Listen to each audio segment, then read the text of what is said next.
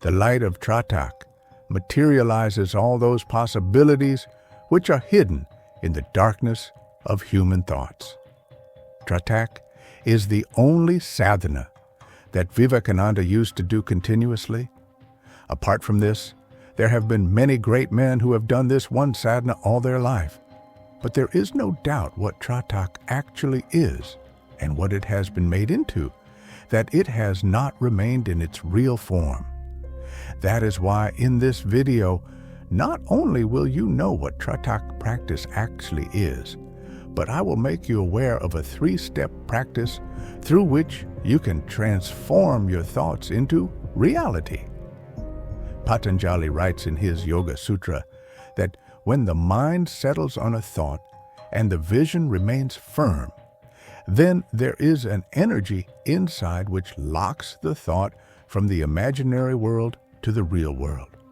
Scientists call it quantum superposition, in which a quantum object changes from its infighting of babe nature to a single possibility of particle nature when someone observes it.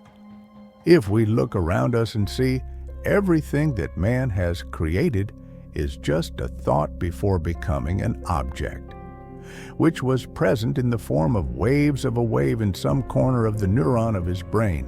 But as soon as the person casts his inner vision of consciousness on that thought, that idea, that thought starts getting attracted from the dimension of infinite possibilities of his imagination to a certain dimension of reality.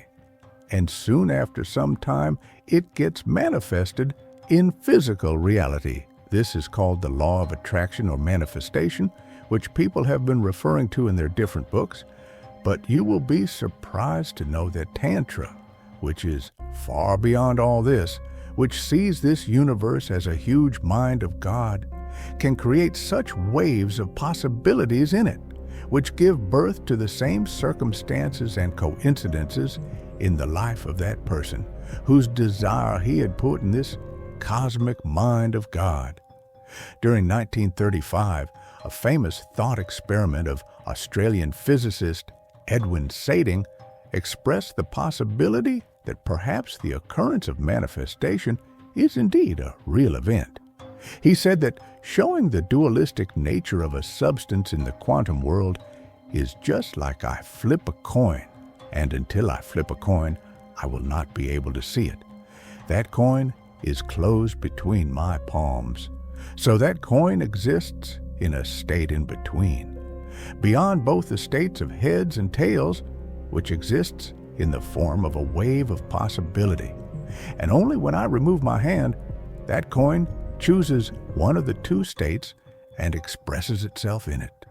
Schrödinger's thought experiment ends here, which he originally did on a cat, but coming to the future, today scientists are talking about such a possibility of this thought experiment, which directly connects it to the ancient techniques of Tantra and Yoga Shastra. Scientists are expressing the possibility that either we make the size of the coin so small that it becomes as small as a quantum particle, or we make ourselves so big that the size of our brain becomes at least equal to a galaxy. So in such a situation, the possibility is that that coin will show the same result that we want it to show. When things are so subtle that they exist in a waveform for the observer, then it is possible to mold it in any shape. At the same time, at the level of subtlety where a substance is in the form of a wave, then a person has enough consciousness towards that substance that he can change the result of that object and can influence it. Now, a similar thing is mentioned in some stories of Sanatana Dharma. According to Yoga Shastra, every reality has a Vishnu, and the Brahma, who resides in the mind of Vishnu, is called the universe. That is, what we call the universe is only in the mind of Vishnu. It is possible that the galaxy in which we are living our life is just a thought going on in some corner of the mind of Vishnu, which will end as soon as he shifts from one thought to another. Now, someone can think that how is this possible? If really our life was the thought of a tongue, then it should have ended long ago, whereas the earth has existed here for several billion years. So for your information, let me tell you that compared to the universe, these few billion years are just a few moments. Due to being relative to time, from our point of view, it may definitely seem that several thousand years have passed, but for a creature in which, for the entire universe, billions of years are just a moment. So, if it is really true that we are inside the mind of a bigger being, then this thought can disappoint and make some people hopeless, because after this, everything that we know can be destroyed. The meaning of your and my life ends here. There is no purpose left in life because whatever we want to do or become, our entire life is already determined. It is said that without the will of God, not even a leaf moves. But what if I tell you that God is ourselves? Edwin Sading, whom I talked about in the beginning of this video, writes in his book in 1971 that Aham Brahmasmi, that is, I am the Almighty God. This sounds disrespectful and crazy, but in the most ancient commentary of humanity, the Upanishads, which are about 1,000 years old or even older, the fact that the individual consciousness, that is, the soul, is connected to Brahma, that is, the cosmic consciousness, is seen as the deepest truth of the world. Now, the yogis have discovered this Brahma spread in the universe. Brahma had long ago sensed the presence of the void, which is called the Brahma substance or consciousness. And soon he also understood that until a man does not awaken his consciousness, his life is uncontrolled and mere coincidence. Now some people, on hearing the words consciousness and Brahma, will start imagining him as a four-armed god. Some will imagine him as a Jatadhari Shankar, while some will see him as a great ruler. Whereas Brahma is something which is beyond all names and forms. He is present in you right now as much as he was in Ram or Krishna. These manifestations of God were depicted only so that the coming generation can see them and remember that there is a truth in the world which is beyond the material, and when that void touches a person, his state becomes something like the one depicted in these pictures.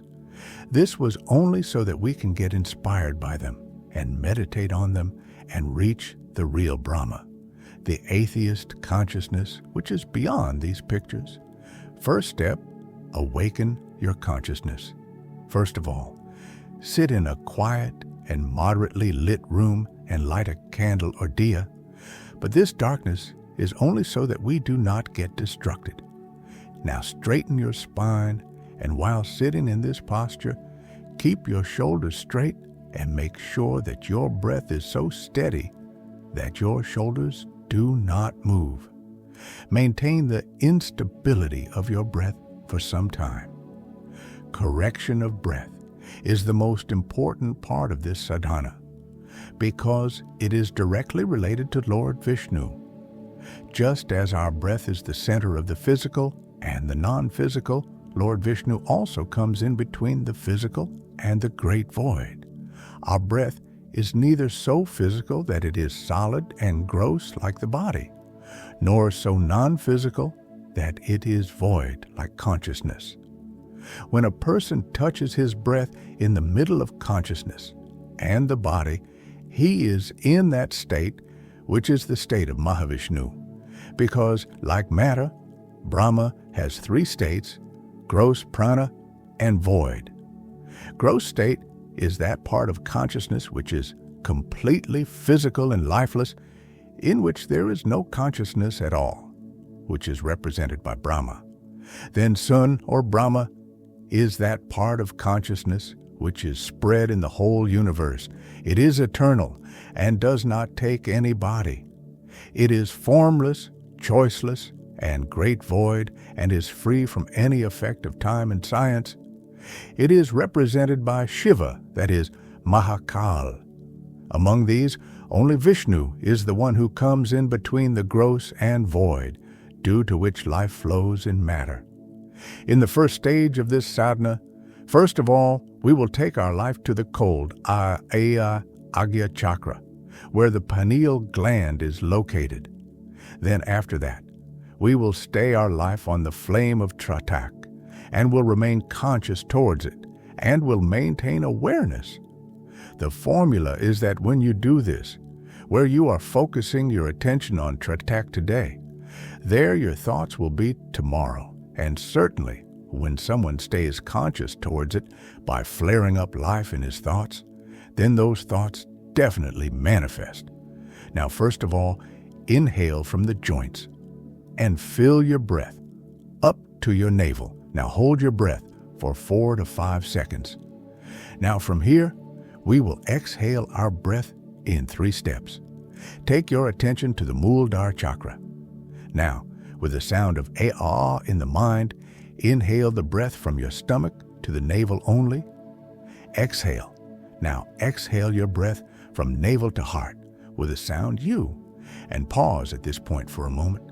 Now exhale your breath from your heart with the sound U, and end it at the Ajna chakra. Repeat this process for at least 5 to 10 minutes until it gets rhythm. Now, once this process becomes rhythmic, exhale your breath with the sound Om instead of A-U and Ma. In this also, the breath passes from the Muladhara chakra through the heart and ends at the Ajna chakra practice. This at least 108 times. Second step, Tratak practice.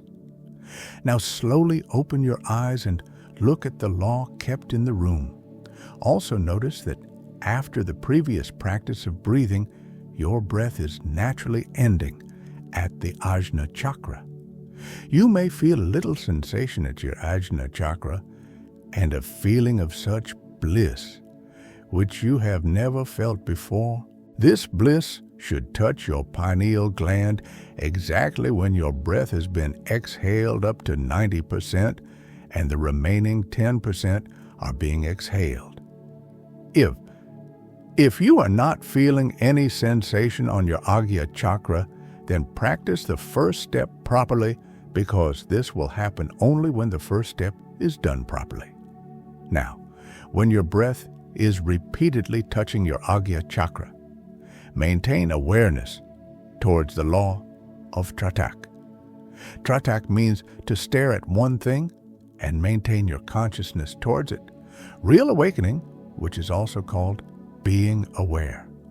Third step is manifestation. Now, since you have practiced so much Tratak from the second step of this sadhana, that you have learnt to remain conscious towards an object for a period of time. In the third and last step of this sadhana, you will keep your goal in place of that candle, but the goal should be specific.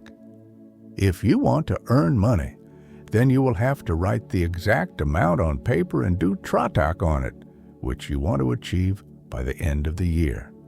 Now get up in Brahma Muhurta and place that goal in front of you on a wall at such a distance that it is clearly visible to you. Keep in mind that even if you do this sadhana for the next 1 year, still do not share your goal with anyone. Now sit quietly, and with the practice of the first step, take your breath to the Ajna chakra. With a light vibration on the Ajna chakra, witness the target that you have put on your wall.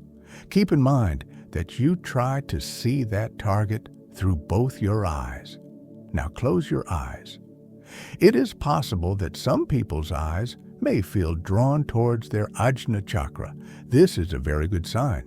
In this state, imagine that the target has been manifested and is present in your hands right now. If it is something else instead of this, then imagine that you are really present at that place, and what is happening is what you want from your life. After 5 minutes, open your eyes again and see the target. Create your consciousness by stopping your breath and again close your eyes and experience that target. Do this Kriya daily for at least 20 to 30 minutes. For maximum results, do it 2 to 3 times a day, once in Brahma Muhurta, once in the evening, and once just before sleeping.